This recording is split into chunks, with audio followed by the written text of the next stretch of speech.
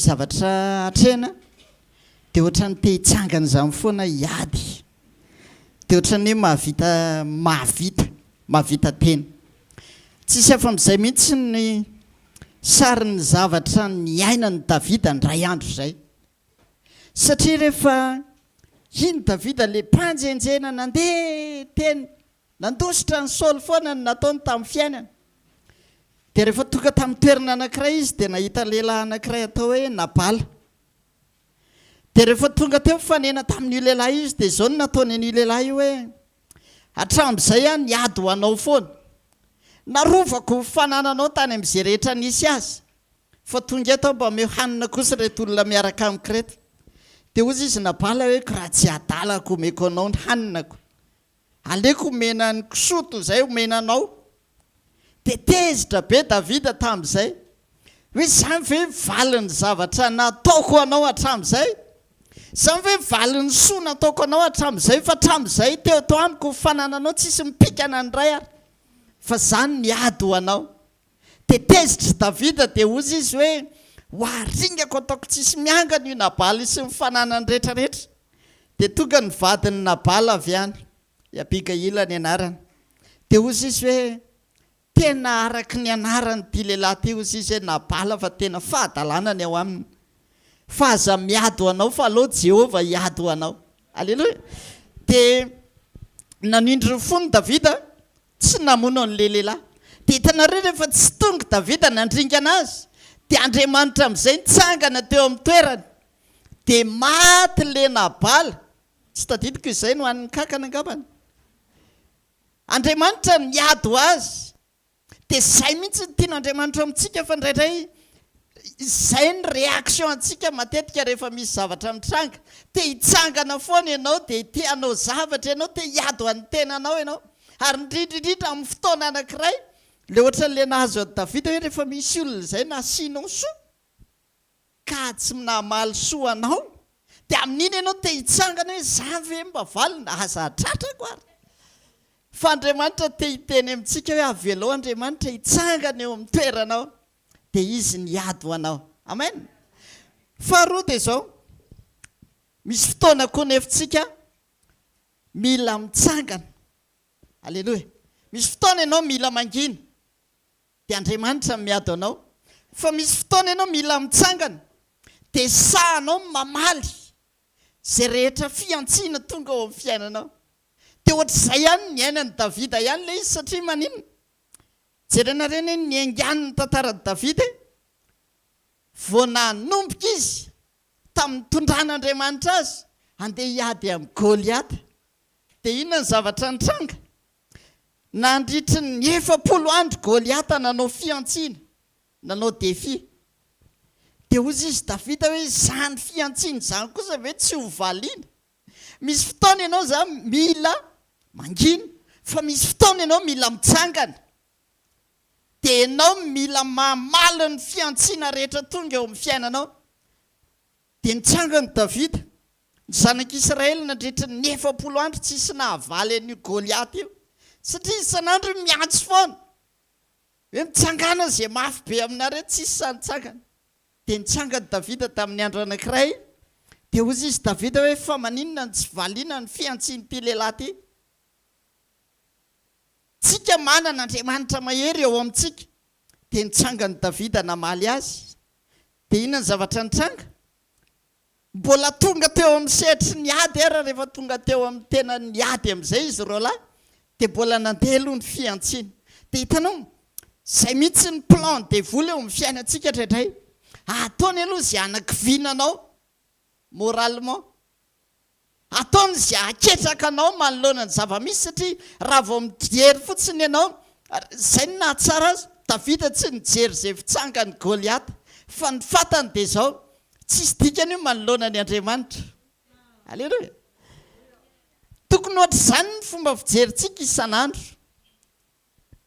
Ny zavatra tsara indrindra dia izao, tsy expérience nentin'i Davida niady taminy, fa nentiny tao amin'ny fanahy niady. Aleloia.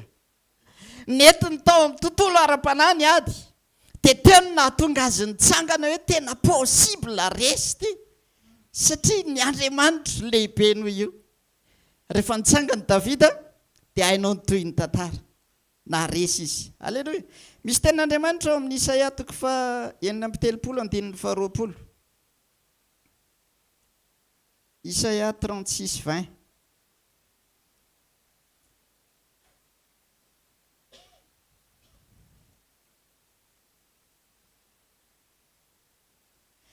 Amin'ny anaran'i Jesosy. Vakiko amin'ny 7:20 dia izy. Aiza moa ny Andriamanitra Amata sy Arpada, ary aiza koa ny Andriamanitra Sefar Vaima, navonjy ny Samaria tamin'ny tanako va ireo andriamanina? Iza moa amin'ny Andriamanitra rehetra amin'ireo tany ireo, nefa navonjy ny taniny tamin'ny tanako? Ko aiza no avonjeny Jehovah ny Jerosalema amin'ny tanako? Nefa nangina ny olona, ka tsy nisy namaly azy na dia teny indray abava akory aza, satria ny mpanjaka efa nandidy hoe aza misy mamaly azy. Amen. Le tantara dia ohatran'izao. Tamin'indray andro tojo problème sarotra be ny mpanjakan'Israely Ezekia ny anarany. Rehefa tonga avy any ny Siriana dia naniraka lehilahy anankiray izy atao hoe Rabsake. Dia tonga tao amin'ny tanin'ny Israely dia nijoro. Dia ozy izy hoe ahoana moa no atonga anareo voavonjy Jehovah manoloana an'izao ady izao? Ndany ianao ozy izy alive daholo, miaramila anao rehetra dia alaharo eto. Dia omeko kalesy arivo ianao, raha vitanareo fehany ireo dia hiady aminay. Dia ketraka ny zanak'Israely manoloana ny ady. Satria nitsangana ty lehilahy ty dia nitsangana teo manda ozy izy dia teo izy no nanao fiantsiana ho an'ny zanak'Israely. Dia niteny tamin'ny teny Hebreo izy dia bitsibitsika le mpanompon'ny Ezekia dia niteny aza atao ny teny Hebreo fa manjary hain'ny olona rehetra fa ataovy amin'ny teny Siriana fa haina ihany zany. Dia nitsangana le lehilahy dia nanakivy andry zareo. Inona tiako ambara? Ohatr'izany mihitsy reto isan'andro.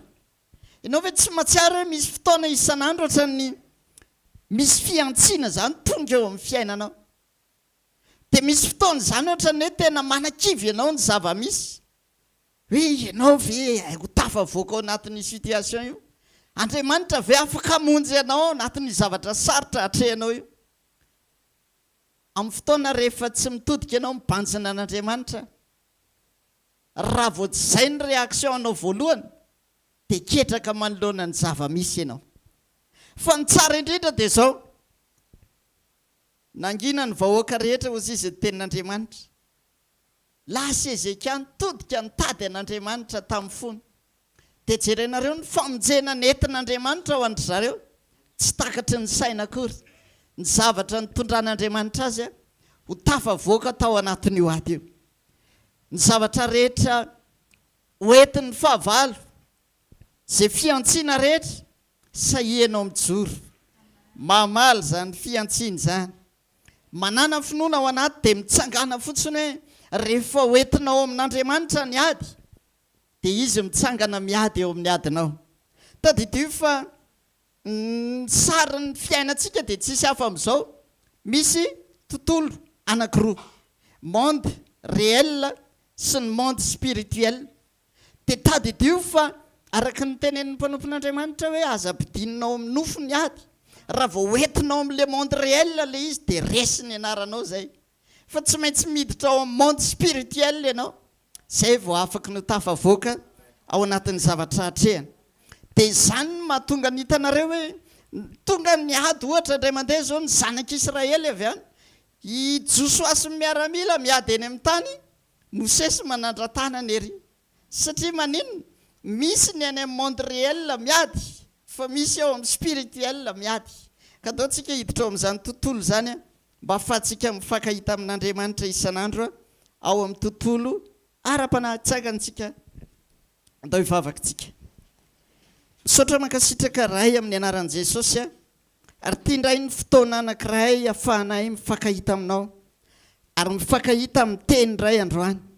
Satria ilaina isan'andro zany. Ilaina isan'andro mifankazatra aminao mifankazatra amin'ny teny mba hatonga anay tena ho tafiditra ao anatin'le molina tena andrasanao Andriamanitra hamoaka endrika anankiray indray amin'izay tena iandrasanao anay. Mankasitraka ny amin'ity fotoana ity da manam-parany sitraponao aminay any fa voninkainanao izay amin'ny anaran'i Jesosy. Amen. Tehaka mafitsika voninahitran'Andriamanitra mandray ny mpanompon'Andriamanitra.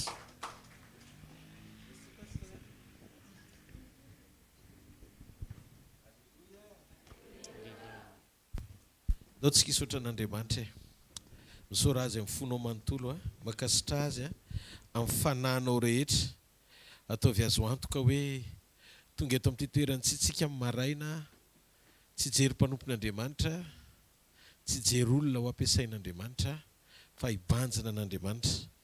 Ny faty-antoka lehibe indrindra eo amin'ny fiainana raha eo amin'ny toerany itenenan'Andriamanitra ianao tsy mandray zavatra na inona na inona. Fa rehefa misokatra ny fonao dia misy zavatra na teny ray izay azy milatsaka izay teny izay no andrasanao rehefa tena miomana ianao. Dia misy fotoana izay zavatra tenenin'Andriamanitra eo dia zavatra tena mahakasika ny fiainanao mihitsiny. Dia io anefa Andriamanitra tsy mandefa ny teniny foana izany raha tsy misy tanjon'Andriamanitra. Ary ny tanjon'Andriamanitra voalohany indrindra dia ny ananantsika firaisana aminy. Ny feon'ny teny voalohany indrindra dia ampiombona ny olona amin'Andriamanitra ilay teny tsy tamaso. Amen. Rehefa velona ao anatinao ny teny dia misy fiainana izay tafiditra ao anatinao dia misy fitsarana ao anatinao. Dia renao mihitsy ny hoe tsy le mouvement ety ivelany hitan'ny masonao mitady ampitotototo sy ampiasa sainanao ny zavatra mitranga fa Andriamanitra mampandresy ianao amin'ny tontolo ara-panahy mifeny zavatra rehetra. Izy aloha ny mino fa Andriamanitra mifeny zavatra rehetra ary Andriamanitra manam-pahendrena izy. Ao foafainy amin'ny lanitra ary ny tanao dia mitenena amin'Andriamanitra. Tonga eto Andriamanitra andray teny avy aminao. Raha lesona nomenao androany dia raisiko izany lesona izany ampiariko amin'ny fiainako. Raha ohatra ka fantsiana dia raisiko indray ilay fantsiana anitsina ny lalako. Raha fanasitranana ilay izy dia raisiko ilay teny anasitrana ny rofo rehetra, ny fanahiko, ny aiko, ny tenako sy ny omba manontolo mba hositrananao amin'ny alalan'ny teny izay lohako ny vavanao indray. Misaotra tamin'ny teny izay nampitondrainao amin'ny mpanomponao izay ny fandimby teto androany. Misaotra ny tamin'ny latsinainy, ny fampahirezana rehetra ampijoroana ho anay, hifantoka aminao. Reny rehetrareny Andriamanitra tsy ataonay verimaina na raraka tany fa reny no atao hoe aina ho an'izay mahazo azy ary fahasalamana ho an'ny nofony rehetra. No any maraina izay mbola manasanao hiteny hatrany aminay, ampijoro anay hatrany araka ny sitraponao amin'ny anaran'i Jesosy.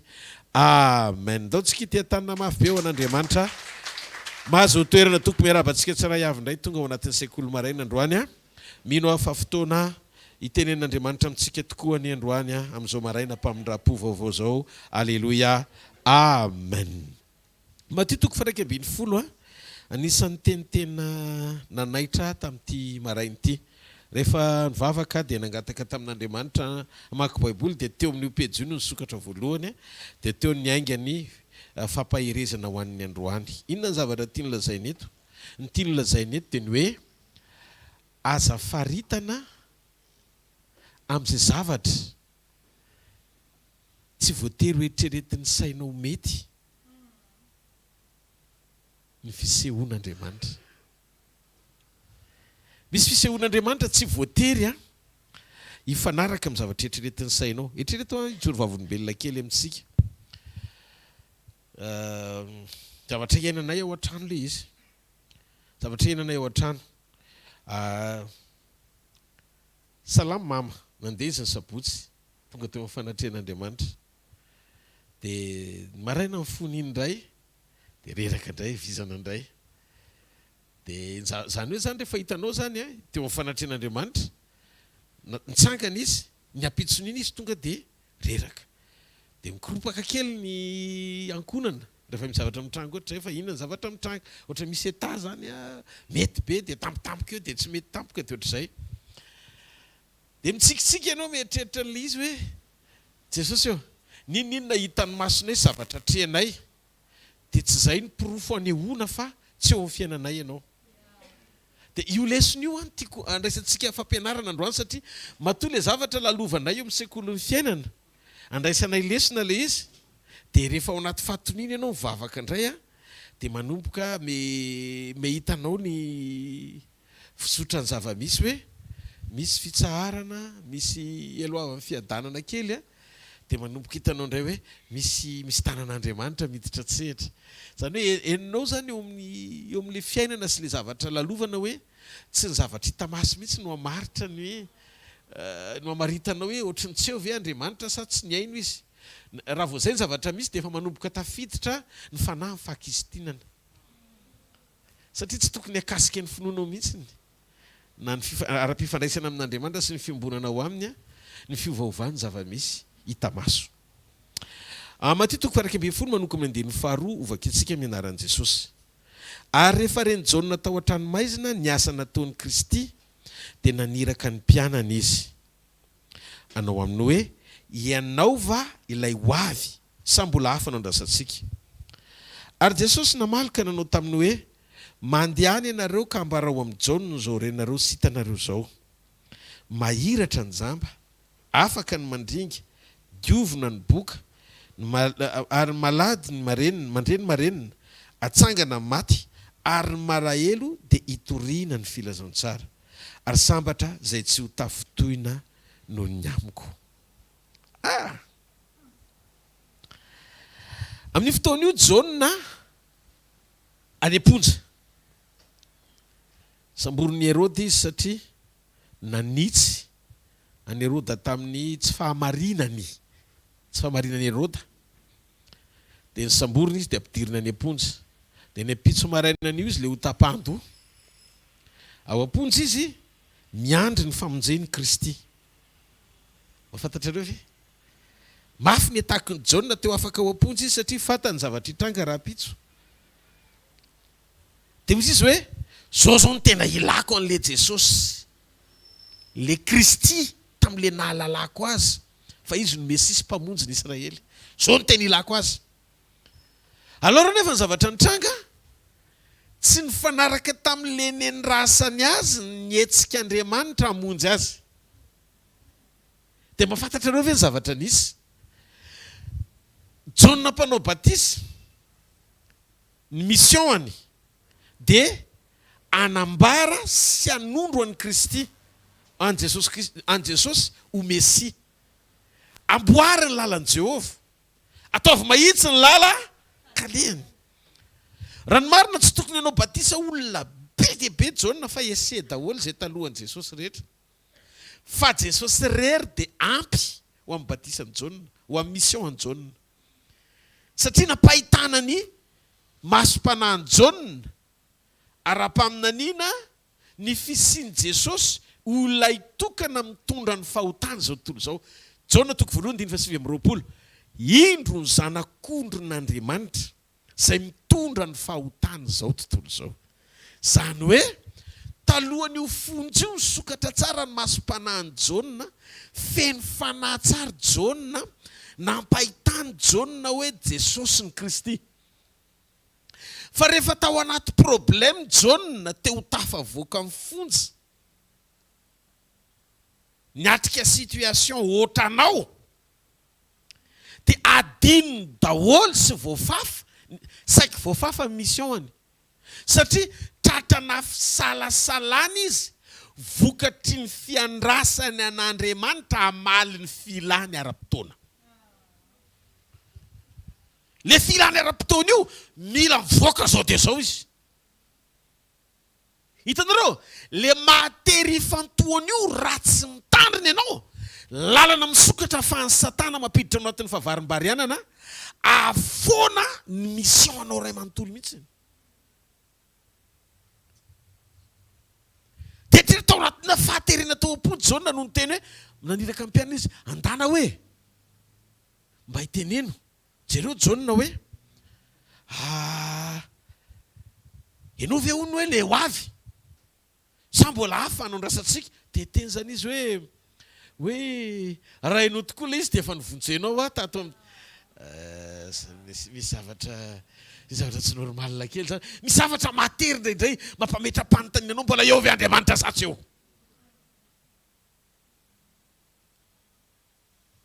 ohatra ny mahatsiaro zany any le jiolahy teo anilan' Jesosy sy ny teny hoe raha ianao ny Kristy dia vonjeo zay. Dia vonjeo koa ny tenanao.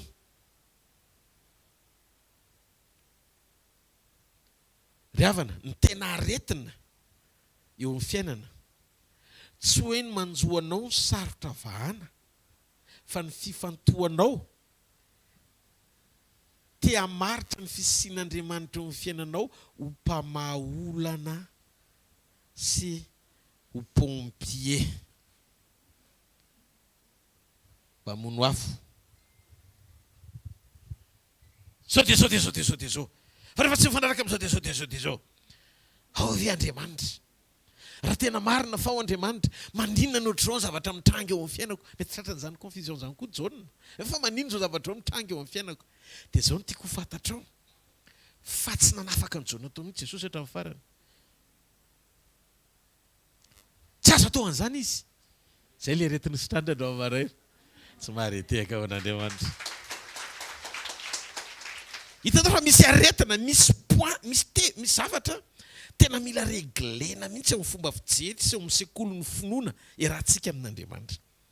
Aza manompo Andriamanitra, tereny filana tsy maintsy hamaly anao ara-potoana eo amin'izay mahamaika anao. Apetrao ny fahatoniana dia aza adino fa misy zavatra efa nampahitan'Andriamanitra ny Jaune mialoha amin'ny fotoana ny sehoan'le tao am-ponja fa tsy hampiovany maha-Kristy an'i Jesosy mihitsiny le mampahatao am-ponja tsy namonjena tsy nanafahan'Andriamanitra azy amin'ny fotoanany. Mahatonga ny tompony mety netretra ihany Jesosy eo avoaka tao Jaune. Fa ny problème an'le izy vao nanomboka nanohatra izy ny mission-any. Toy izay Andriamanitra hoe aleo farana nohatra Moïse. Alohan'i Jesosy mahita Jaune tapa-doha tafita ao mandrakizay. Zay Jaune manan-doha anohatra azy satria ny salasala fa te hamaritra ny fisehoan'Andriamanitra amin'ny vonjy ranovaky. Jesosy misaotra ny amin'izany révélation zany. Tena te hanahitra anay mihitsy ianao, hanasitrana anay ara-pomba ampijery mba tsy hamaritra anao amin'izay SOS ilana ianao amin'izay zavatra lalovanay eto ambany masoandro. Mandalo an'izany daholo ny olona rehetra. Izay mijoro eto anoloana zao dia mandalo.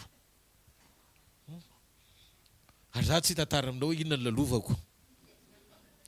Fa tantaraiko any aminy hoe zao ny lalovako. Ataovy amen. Ianao koa mety manana ny zavatra lalovanao.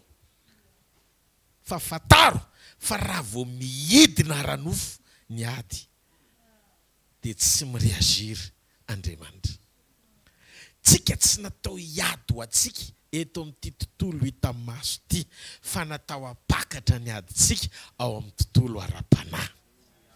Rehefa ao amin'ny ara-panahy ianao dia mivoaka ny fruit dia tsy maintsy ho fruit ianao. Tsy maintsy afaka. Tsy mahareteka ao an'Andriamanitra. Dia iny ene ny zavatra mitranga amin'ny fotoana io. Jaune nary amponjary te hanome tsiny hoe raha Kristy marina ianao maninona ny tsy vonjena. Satria izy mietreritra hoe ny valim-pity tokony ho anazy satria izy ny elo-lalana an' Jesosy dia mba tokony comprendre kosa ny tompo hoe amoaka ao anatin'izao situation zao. Ny an'Andriamanitra tsy Andriamanitra malifitianao mifanandrify amin'izay idonginao fa Andriamanitra efa nanomana ny mihoatra ho anao, mihoatra noho izay anatenanao azy. Andony antsika eritreretra fa inona amin'izay demande mbola tsy mivalian'Andriamanitra androany no ambony sy mihoatra lavitra no ny fanoloran-tenany hamonjy ianao fony mbola mpanota azy ianao. Ny fanomezan-danja ny famonjena dia tokony ho maro toerana foana mihoatra lavitra noho izay zavatra natenana azy mety mamaky anao. Ninona eritreretinao fa andobo anao manana fitsarana fa tsy hahafaty ianao zany io ary izy efa mijery anao manana fanantenana fa tsy maiky izy, tsy taitra izy kanefa tsy tara. Amin'ny fotoanan'io ny zavatra rehetra karakarainy amin'ny fotoanany. Aza mieritreritra sy mihevitra hoe ny vavaka sy ny fitaranao ny baiko ny tanan'Andriamanitra anao zavatra. Tenanao tsara ne rehefa Mosesy ary teo amoron-dranomasina mena ny tenin'Andriamanitra hoe Moïse, Moïse, fa maninona ianao no taraina? Matoa zany Andriamanitra alohan'ny asa mijery toe-po. Dia izay nararaka ny Jaona tao am-ponja. Tsy hoe tara ny fahaiza-manao n'Andriamanitra moka azy, fa ny toe-pony teo am-piandrasana n'Andriamanitra ny hidy. Ny sakany na tonga nihetsika Andriamanitra tsy hitany. Dia hoy izy Andriamanitra tamin'i Moïse, lazao amin'ny zanak'Israely mba hangina. Mamaky anao vahaolana, mamaky an'Andriamanitra fahanginana.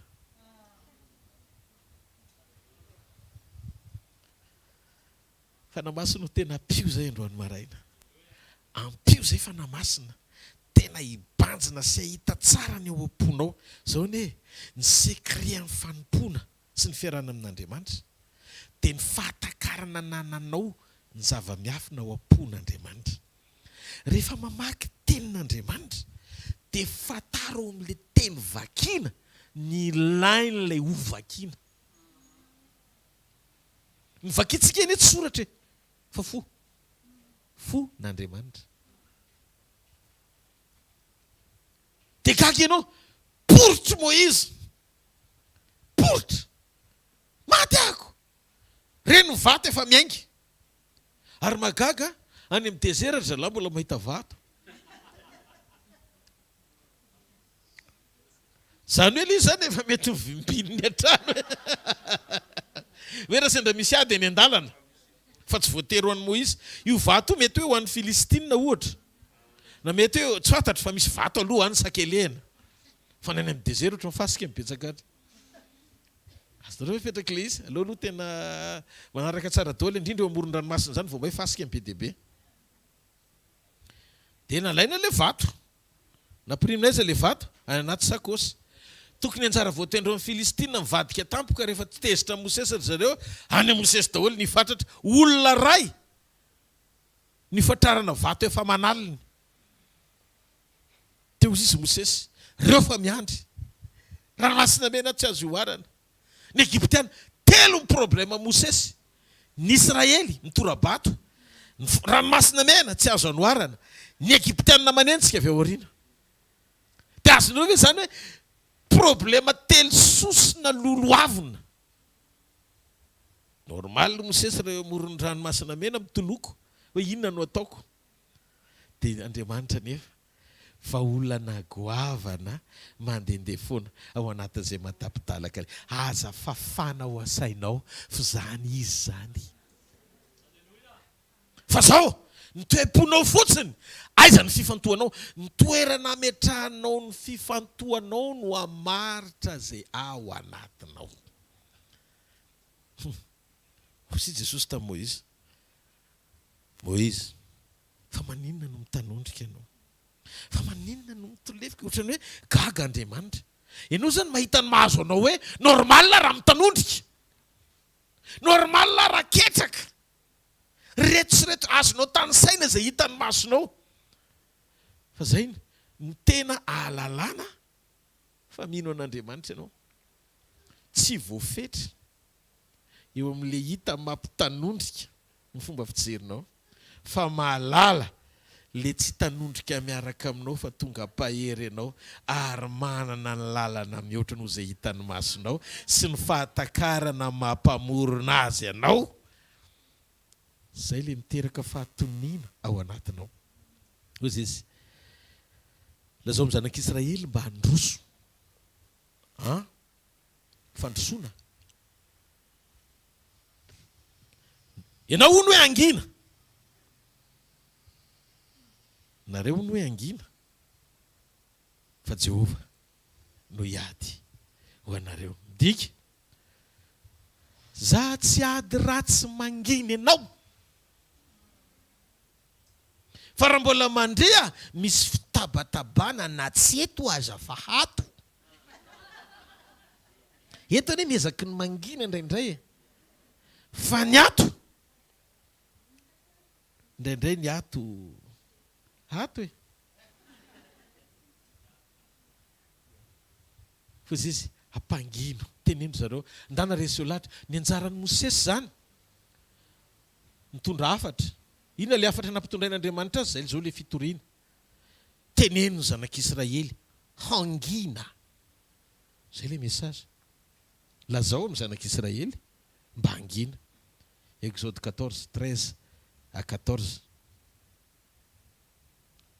lazao amin'ny zanak'Israely mba hangina ianareo hono hoe hangina zay Jehova voiady ho anareo tika mifanginana tsy fahaizana miteny tsy hoe vava mikombona fa ny ato mitabatabary zareo fa tsy tany izay atao aiza ny Andriamanitrareo aiza ny Andriamanitra ozy Mosesy ny Andriamanitra manjaka amin'izao rehetra izaho hoe ao an-danitra hoe manao zay tiany atao hoe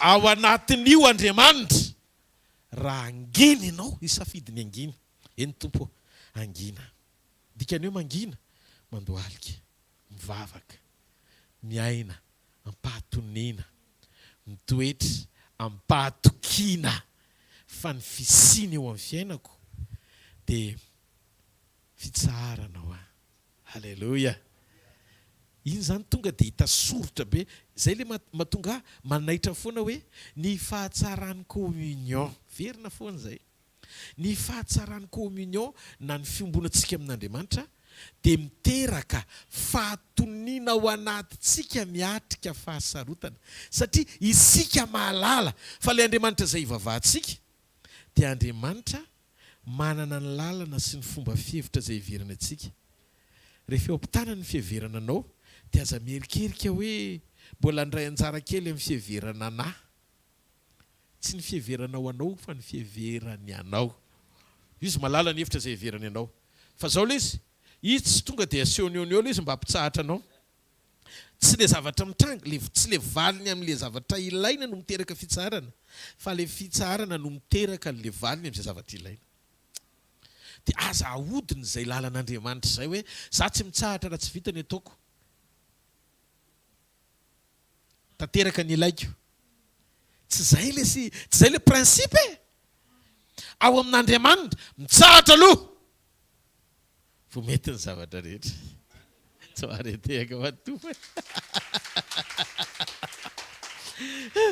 ohatrany zavatra mitranga ohatrany tsy mampitsahatra zany makarieriko makoso ahoana ary ty Andriamanitra ino le lavoanatry ny fitsarany zorijoro eto aloha zao halleluja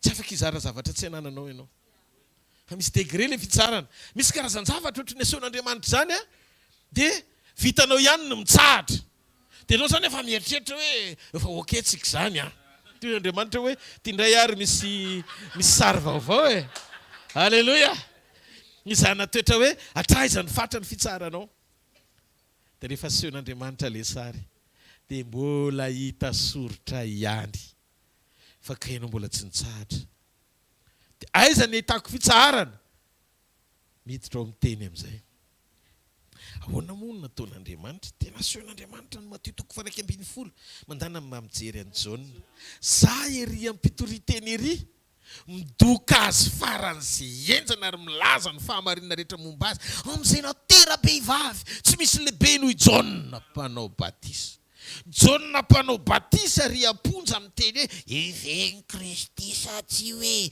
io ve sa tsy hoe dia ozy izy le mpianatry ny tompo io e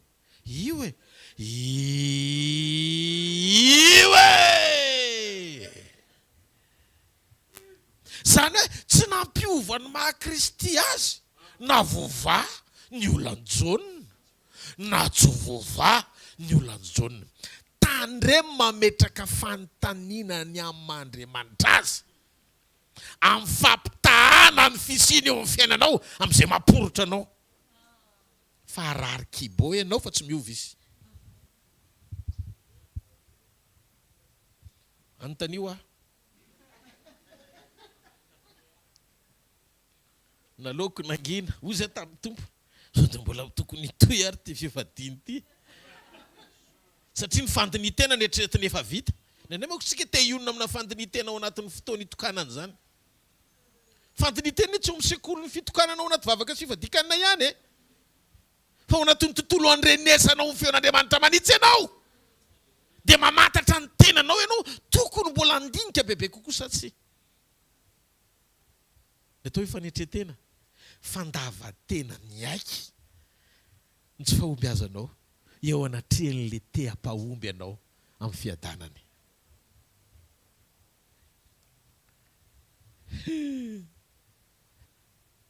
Jesosy ery miteny amin'izay natera-behivavy tsisy lehibe no John ry amponjary ratsy tarehibe sorena be aiza ihany ary Kristy mbola tsy tonga mamonjy ahy fa raha mba nisy mpianatra satria mba nisy garda kely zany tao dia niteny ndana hoe mba teneno izy mbola ho avy ve le andrasana say fa izy le izy dia tonga tany amin'i Jesosy dia inona namaliany Jesosy azy ary Jesosy namalina anao tamin'ny hoe mandanonareo ka ambarao tsy tonga dia rainona sainy nandefa maromaro vavolombelona ambarao amin'ny John zao renareo sy hitanareo zay renareo sy hitanareo tonga dia tenenina mahiratra hono hoe njamba afaka mandringa diovina ny boka malady mandremy marenina atsangana maty marahely dia toriana amin'ny filazaon-tsara zany hoe maneho sy manondro ny mahamesiazy ny fikarakaran'ny olona teteny Jesosy hoe tsy hoe ny olona akory ny tsy vitan'ny Mesia no mikarakara azy fa ny toe-pondrangaha ho vaina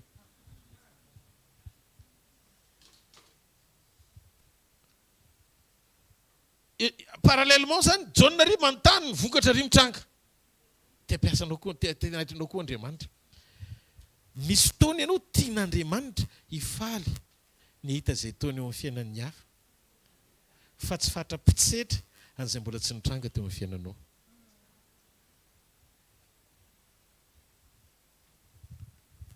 miaraka amin'ny tompony ambamboarina tsara mba entiny rehetra raha tsika koa tsy mety hoe ho araka ny sitrapony izy anao andrasantsika eo amin'ny toerantsika mba hijoro handray mifakasitrahany amin'ny alalan'ny fijoroantsika tianao Jesosy tena tianao Jesosy ny fisiny zany rehetrarehetra zany no entiny le mpianatra John miverina avy any zao nanginy John tsy niteny tsony John ohatrany tsy retsony zany toy ny tahorinan'io fa zao nahavariana tsy tonga mihitsy Jesosy satria Jesosy mahafantatra ny rapitso fa vao nanomboka nanohatra ka tsy voakontrôle hatramin'ny voalohany dia zavatra hitranga dia nohatra indray John ty Jesosy hoe tsy ho tanteraka mission an'ity olona ity fa aloha faranana aloha mba hahafahan'le zavatra tian'Andriamanitra atao androsony amin'ny tokony alehany lehilahy lehibe mihoatra no izay nateraky ny vehivavy rehetra John kanefa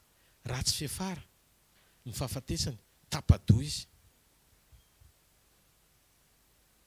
ndika fa tsy ny fombelana hoe eto ambonin'ny tany no amaritana hoe ho any an-danitra ianao tsy hoe lasa izy tena ntsiky be mihitsy ny endriny tamin'ny deparany any an-danitra izy zany na hoe niketrina be aza sy na fitsarana ohatry zany ny olona mety mangana be izy na tapadoha fa any an-danitra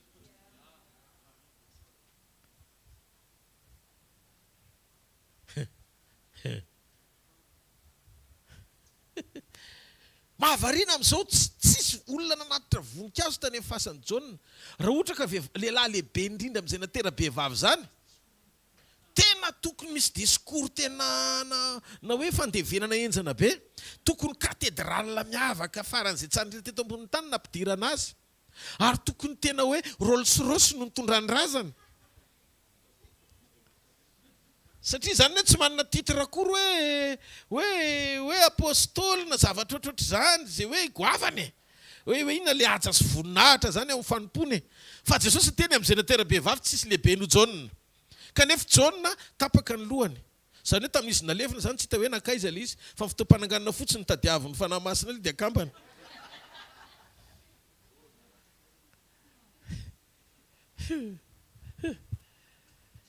tsisy hoe andriamatoa jaona zay lehilahy lehibe indrindra tao mifanjakan'andriamanitra ho alefina zao ketra izao zay rehetra mahalala fa izy nandray ny teny fisaorana sy fankasitrahana ary nitoroteny amin'izao ny Jesosy Kristy avy any Nazareta.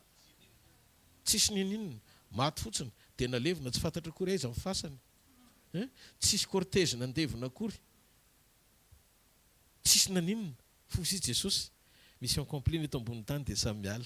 Any akoatra misy fiainana mihoatra. Tanareo rehefa mipetraka ny lanja mandrakizay dia maivana ho azy le fanomezan-danja ny eto ambonin'ny tany ho zavatra zany. Dia io ny mbola apetraka Jesosy.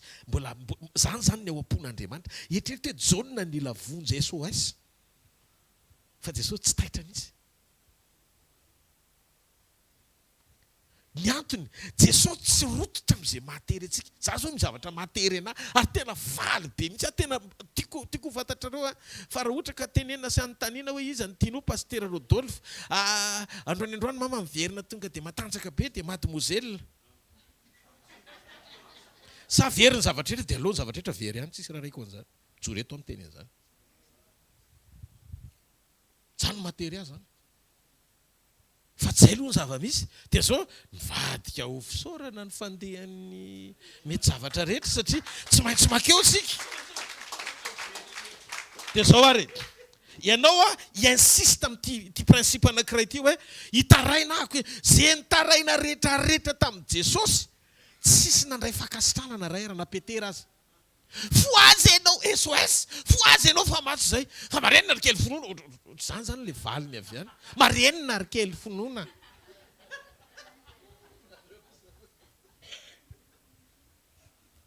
Marenina aloha.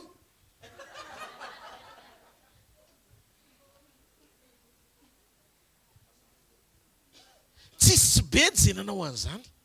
Fa ao anatin'izany ny hitako ato anatin'ny tenin'Andriamanitra. Fahatoniana aloha. Misy fotoana tena mila tony mihitsy aloha.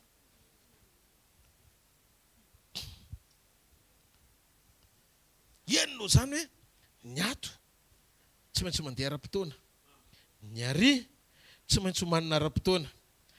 Ny ato amin'ny ilany ato mila hoentina mambavaka fa tsy azo adino. Jerosalema, Jodia, Samaria, hatrany amin'ny faran'ny tany. Memoara ao anatin'io. Saorana n'Andriamanitra. Fifampitomboan'Andriamanitra ny raha amin'ny masiny rehetrarehetra. Ny tena enjana ao anatin'ilay izy koa. Ianao amin'izany sady ohatrany hoe ahoana manana sady mivavaka mampahery leo akaiky aloha tsy maintsy mahita tsy maintsy ampijoroana foana saotra izany. Dia ianao zany ao anatin'io eo akaiky miantso mama aloha tsy hoe grave mau malade. Non. Andriamanitra efa miasa ataovy amen. Fa tsy maintsy ianao mijoro mampahery an'izay eo akaikinao. Dia ao anatin'ilay izy dia misy fotoana rehefa miala kely eo dia mipetraka kely amin'ilay fitokananao. Dia eo ianao zany aloha dia mivavaka mandeha tompony ohatran'izao dia eny mihitsy hoe perturben'ilay fahavalo. Dia enonao amin'izay verina ny sekoly samedi, verina ny sekoly zoma hariva, verina ny sekoly. Enona daholo ny pastera fandimby rehetra eto. Dia enonao ilay feon'Andriamanitra miteny hoe zao hoe aza terena amin'izay mahamaika anao. Fa mba valio amin'izay mahamaika. Inona tompo mahamaika anao? Lazao amin'ny zanak'Israely mba hangina. Tandraitsika mora miteny loatra. Tandraitsika mora misaina zay tiantsika ho saina. Tandraitsika tiany metsin'olo zany aiza ary anina zao fa manino anina ny tsy mananina. Zany rehetrarehetra zany. Ohatran'ireo rehefa hoe misy Covid dia ny symptôme mahafantarana fa tafiditra ilay aretina. Na mbola tsy renao ary hoe malemy ianao na sepotra dia matsatso ny vavanao, tsy mahinana, tsy mare tsirokanina. Ohatrohatr'izany zany ilay symptôme mapetraky ny devoly, manomboka mononmonina ianao, manomboka ohatry ny tiany tany zany za ty ary ve mba hitany sa tsy hitany. Ianao ihany dia afaka maly an'izany hitany ianao sa tsy hitany. Avy any aminao ilay olana fa tsy avy any aviny. Dia ny andreo ohatran'ny tiantsika petraka izany Andriamanitra mihitsy tsy mijery. Non. Indreo ombanao mandrakariva izy efa niteny an'izany. Mba raha-potoaka fataperan'izao tontolo izao fa ny ahitany sy alalany ianao. Ny fanekenao hitoetra ao anaty fahatoniana miatrika ady. Tony mangina vavaka mifantoka mandoalika mitsika tsy hoe sady rehefa manana ohatrany hoe zany zavatra misy ianao zany ao anatin'le vavaka sy ny ananina mampahery sy nrehetrarehetra telefona am'izany tsy mety pri ozy le telefona raisiny le telefona allo mila vavaka zao de so pasteur de ok zao ary manana aloha fahatonina kely ahoana ny zavatra manjoanao sy ny setretretretretretra de eo anao zany mampahery sy ny zavatra tretretra fa maninona le telefona tsy raisina mihitsy zany efa ndimy ny antso anao de ny tompoko azafady indrindra tompoko fa mbola somary mivavaka kely ateo fa ahoana ary famihaino anao ahy zany hoe testiny fahalemem-panahy ao anatin'ny atrika an'le izy mba tsy ho stressé nakizitina amin'ny ondrony Jehova fa raha ianao zany raha mora miakatra favori de interprétenao daholo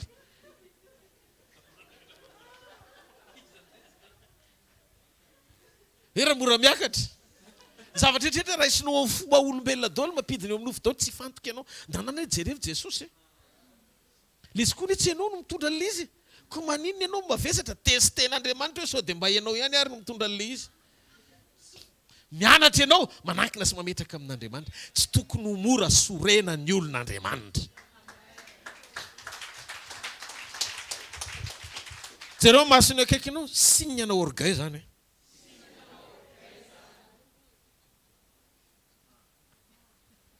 fanetretena milefitra anaty fanginana mandio fietreretana tonga de purifie oaingana de raha ohatra ka fantatrao le olona indrindra fantatrao hoe mpanompon'Andriamanitra izy de mivavao anazy so mba mety misy zavatra andrasan'Andriamanitra aminao aleo de tokony hokozitina mandoalika akalongany tompo rahalahy ihanina ny pasteur ihanina le ambassadeur malala kely teny ohatr'izao iny le chorale kely malala ohatr'izao teny ohatr'izao ny fiainany Jesosy mba jereo izy amin'ny masoandro tsy fantatrao ny manjoana io zay le mahatonga an'Andriamanitra miteny hoe ankino amin'ny Jehova ny zavatra rehetra ny olombelona mety voafetra mety manana fo ny olona tsisy olona ratsy fanahy zany mety manana fo fa mety misy mahateriny tsara avy amin'le fotoana mety ny andrasanao ny appel ny ohatra mety tsy afaka namaly anao izy satria mety misy antony manokana vavaka sandratra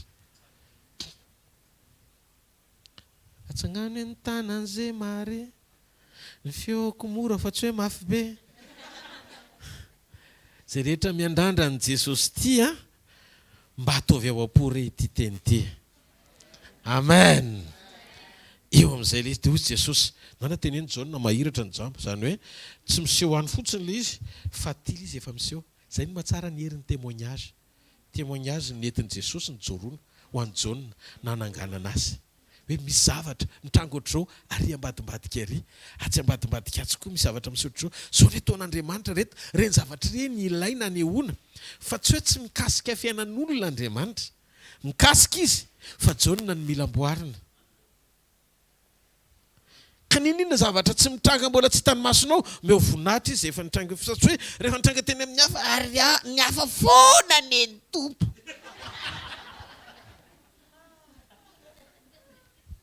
zany mbola retiny jaona ataoko ngambany na tonga tsy voavaly koa zany vao niteny zay de vao mahita fotoana izy le kristiany sasako le anafaka ato ohatr'izao nitareny le anafaka ato tsy tenao zany e mahiratry ny jamba manano eny any zany fa tsy aty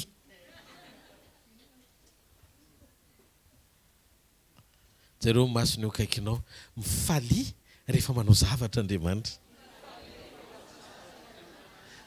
tsy olona ny miasa hoe fa Andriamanitra ny miasa ary ny asa n'Andriamanitra reny hoe tokony hampahery ianao fa raha nataony tamin'ny hafa le izy hoe de afaka ataony eo amin'ny fiainanao ihany koa tsy maretehaka ho an'Andriamanitra ahoana ary zany pasteur ny tokony ho ataoko inona ny tokony ho ataoko mba ahafahako misitraka ny famindram-pony sy ny fahasoavany eo amin'ny fiainako satria mangetahita mafy an'izany telo ny tena secret faratapony indrindra ao amin'ny sekoly ny fiombonana amin'Andriamanitra rehefa tsara ny firaisanao amin'i Jesosy tena hoe impeccable renao mihitsy ny hoe tena ao aminao Jesosy petraka tsara le tenin'Andriamanitra dia zao nolazain'i Jesosy angatao zay tianao na inona fa omeko anao zany miena ny fitadiavanao olona rehefa tsara ny fiombonanao amin'Andriamanitra satria raha miteny Jesosy hoe na inona dia tsy voavahan'ny lohalika miforotra ninona amafy ny zavatra rehetra lalovana. Andriamanitra tsy handiso fanantenananao zany satria rehefa miforotra ny lohalika ao dia mijoro ny Andriamanitra ao. Mahatonga antsika indraindray mivily lalana manova ny motivation atao anatintsika mba hanao zay ahitan'ny olona antsika fa mahery mivavaka be isika na misy Andriamanitra be isika lasa ivelambelany ny fanompona raha mbola mipetraka ny fitiavantsika namarina ny fisitsika eo anatrehan'ny hafa zéro ny communion antsika mbola tsy nanomboka akory sika fa ny communion rehefa tsara ny marina tsy mila porofona ary ny tanteraka tsy mila marinina fa rehefa authentique io ao anatinao dia azo ny afisitrahana ny fisianao ho avy ny andro tsika no indray mandeha tonga dia riche be mihitsy ny amin'ny fanasitranana zany hoe ny tsikinao zany riche amin'ny fanasitranana sy fanafahana tsikitsikinao hanasitrana ny hafa tsy maharetehaka ao an'Andriamanitra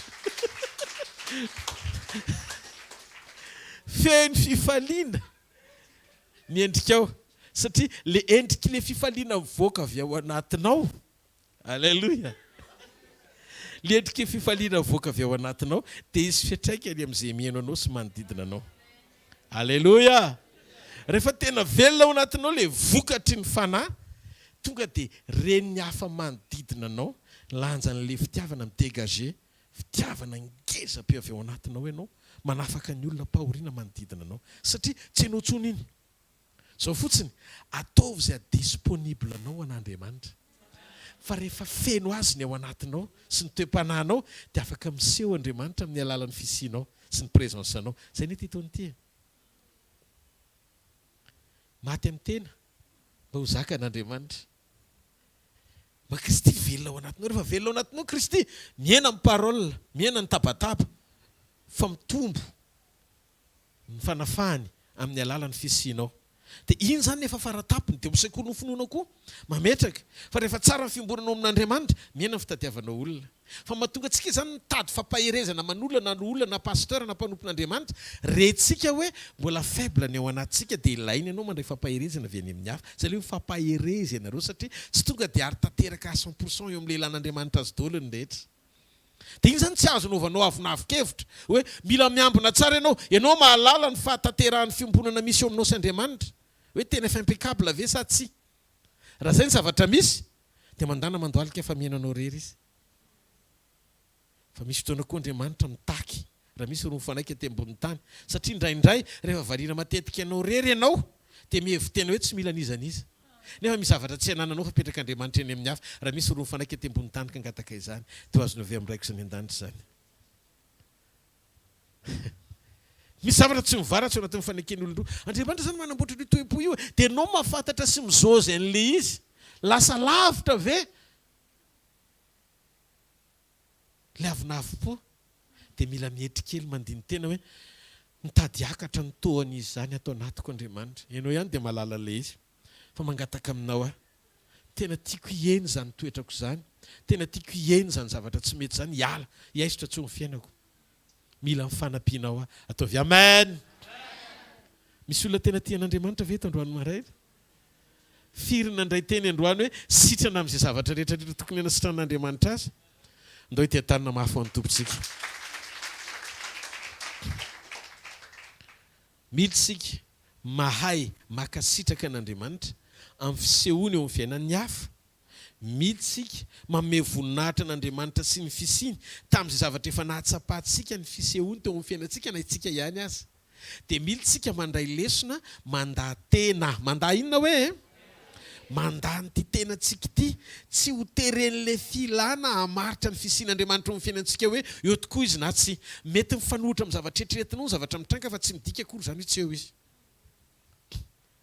dia ny ahalalana koa fa velona ao anatsika ny tenin'Andriamanitra mahazaka fantsiantsika mahazaka tenin'Andriamanitra misy tenim-pantsiana misy tenim-pahamarina tonga zakanao tsara le izy hohaninao le izy iainanao le izy dia tsy miandry ianao ny fiovan'ny hafa fa ianao aloha ny miova voalohany mba hitarafa ny hafa ny fiovany izay tiany ho livren'Andriamanitra ho fiaina zany hoe fantsona tsara foana tsika miaina sy mampiaina ny hafa ny sitrapon'Andriamanitra azadino ho ampakariny ianao vady ho ampakariny Jesosy ianao dikan'izay rehefa ho ampakariny ianao dia mila miomana rehefa miomana zany mandana mijery vehivavy ampakarina fa raha misy pandy eto tsy hitanao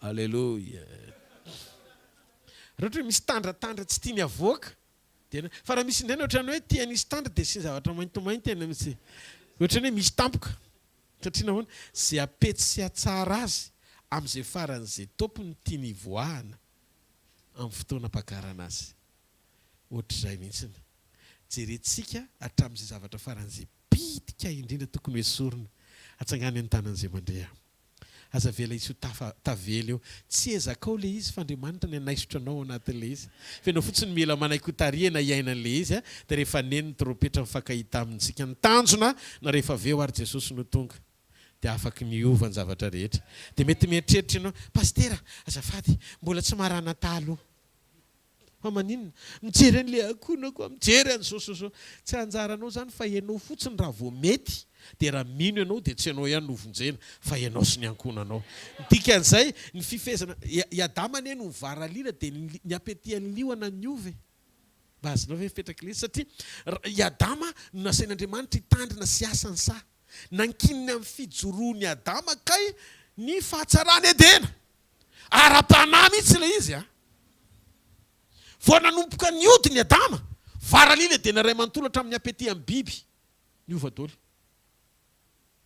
teo ny eo tonga dia te hinan-kena ny liona nefa pirokatra ozy izy ny Isaia 1:20 mba azonao ve izany zavatra zany liona mirokahatra miaraka amin'ny zanak'omby nefa tampotampoka eo rehefa nanoty Adama liona te hinan-kena tampoka ny ova ny apetihany dia eritrereto amin'izay raha vao ianao zany miova foko lasa mamoaka an'le fruit averiko foana zay dia tsy ho tratry ny kajy ny apetihan'ny liona tsoy satria rehefa niova mpihinana mpanota ny liona mpina nofo olona ranofo ny liona dia tsy afaka hihinana voankazo tsony izy avoay fotsiny fruit de l'esprit fa aza miasa saina amin'izany avelao ny liona herokerona manodidina any fa tsy anjaranao zany satria tsy hihinana anao mihitsy izy rehefa miova fruit ianao ataovy amen dia manana fanantenana fa ny zavatra rehetra amin'izay hiara-iasa aso zay ty an'Andriamanitra tsangany ny tanan'izay miaina tsangany amin'ny toerana misy ianao dao tsika hisaotra an'Andriamanitra mifotsika manontolo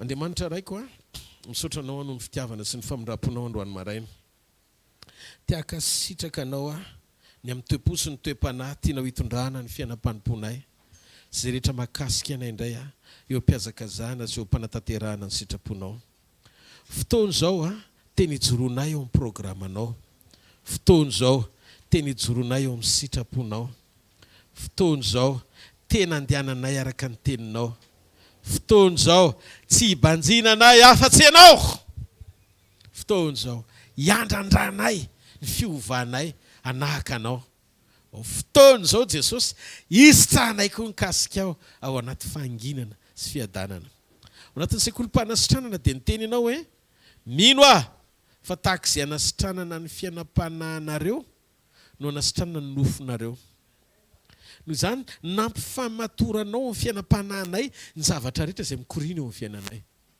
amboary izay dia te hirizo hijoro tsara ao anatin'izany mba tsy haina ao anaty fahavarim-barianana nandeha amin'izay mahafinaritra ny sainay nandeha amin'izay iverin'ny sainay fa mety fa hitoko mandrakariva miteny pahamarinanao isan'andro ka mantatra ny fonay na mitoetra amin'ny sitraponao zay na tsy.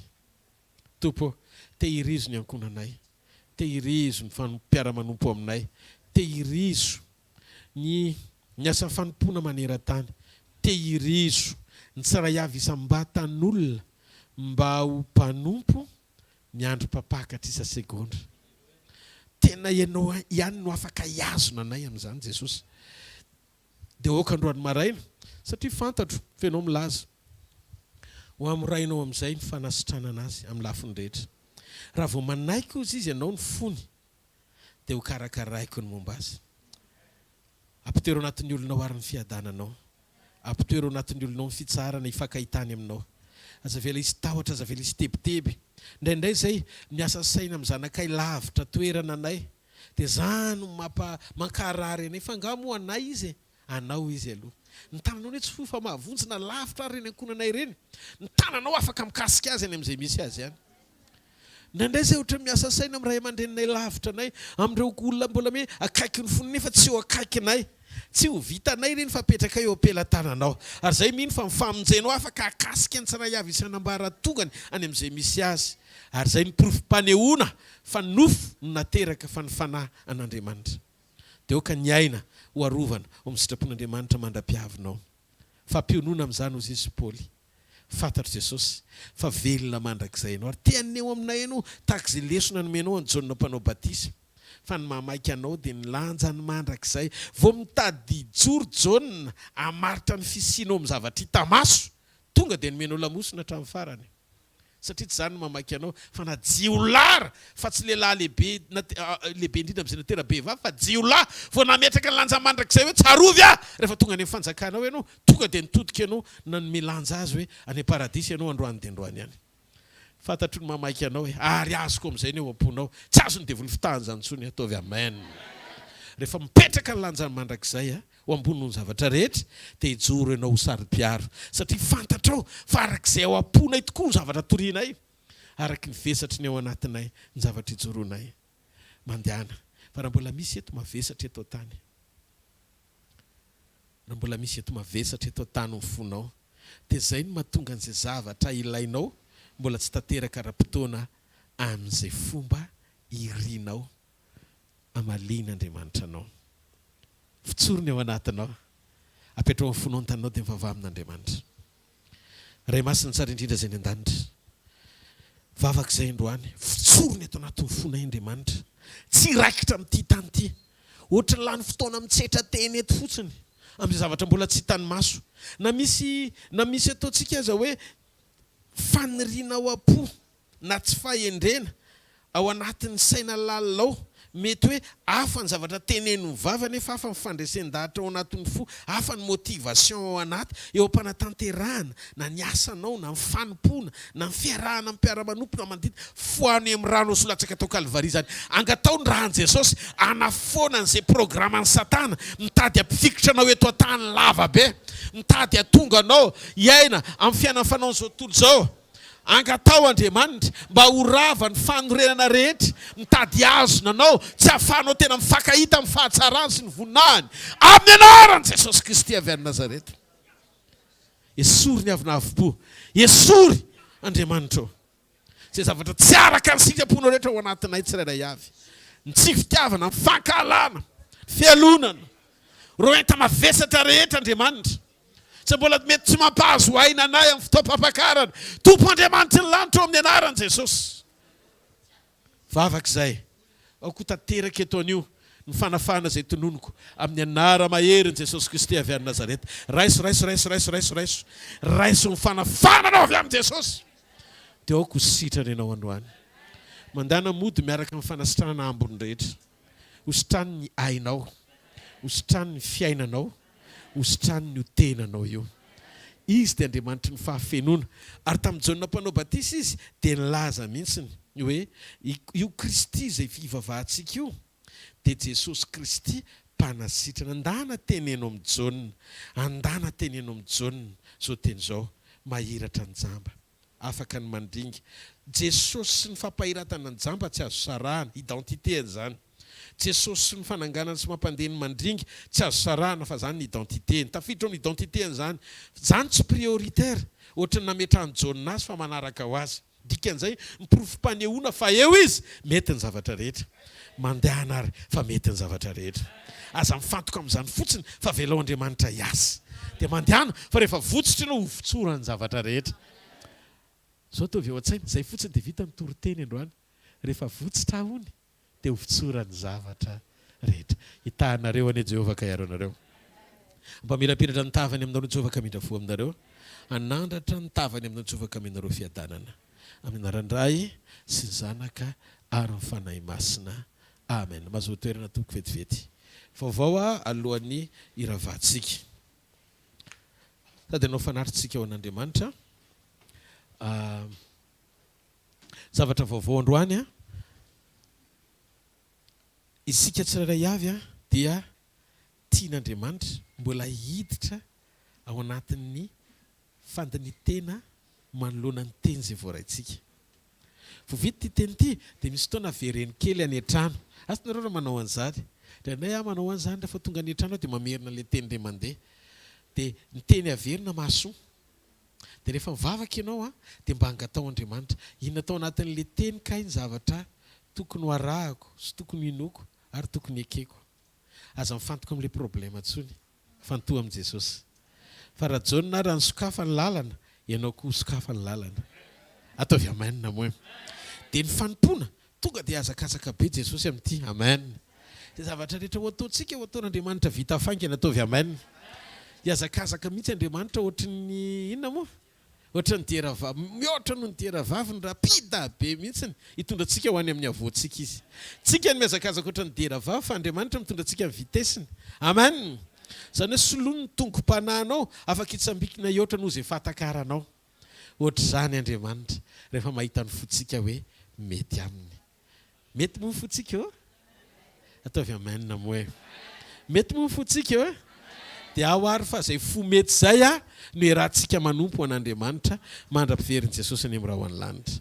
Dia mahereza amin'izoma zao fotoana spesial ohatra ny mahazatra ihany fotoana mpananganantsika ao anatin'ny sekoly mpanotronana.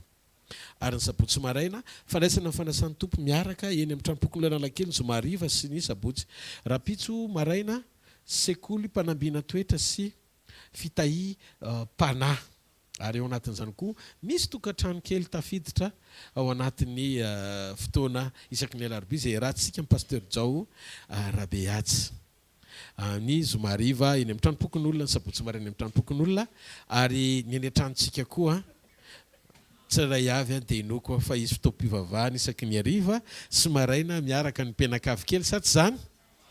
Dia atoato isaky ny quartier dia isy vondrombavaka nomboka hitsangana tarihan'ireo pastora ato amintsika tsirairay avy isaky ny toerana izay olazaina mandritra ny zoma hariva sy ny sabotsy maraina izany rehetrarehetra izany.